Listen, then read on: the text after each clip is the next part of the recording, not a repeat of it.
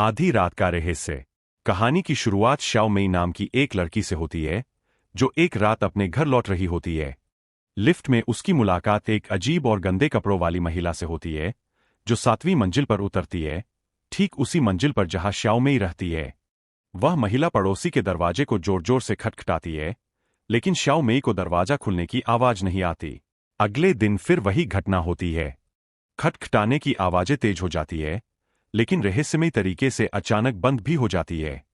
दहशत तब बढ़ जाती है जब 7वीं मंजिल की खिड़की के बाहर शाओ मेई को एक परछाई रेंगती हुई दिखती है और पास के कमरे से एक आदमी के चिल्लाने की आवाज आती है।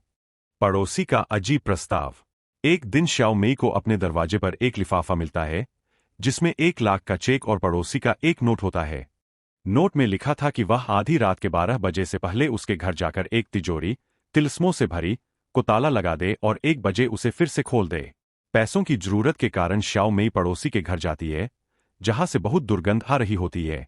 अगली सुबह उसे खबर मिलती है कि अन्ना नाम की एक मशहूर मॉडल की हत्या हो गई है।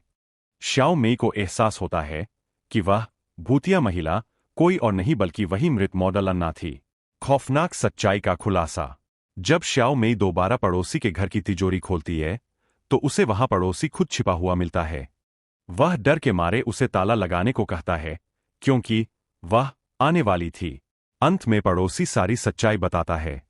जुनून, वह एक फोटोग्राफर था और अन्ना को पाने के लिए उसने उस पर काला जादू किया था। श्राप जादू के कारण अन्ना हर रात 12 बजे बेसुध होकर उसके पास आती थी और 1 बजे वापस चली जाती थी। हत्या। जब अन्ना गर्भवती हुई और सच्चाई सामने आई तो हाथापाई में पड़ोसी के हाथों उसकी मौत हो गई। नतीजा, मौत के बाद भी काला जादू खत्म नहीं हुआ। अन्ना की लाश हर रात 12 बजे उठकर उसके पास आती थी। इस मानसिक प्रताड़ना से तंग आकर पड़ोसी ने शाओ मेई से खुद को मारने के लिए उकसाया और अंत में खुद भी अपनी जीवन लीला समाप्त कर ली। पुलिस की जांच में शाओ मेई को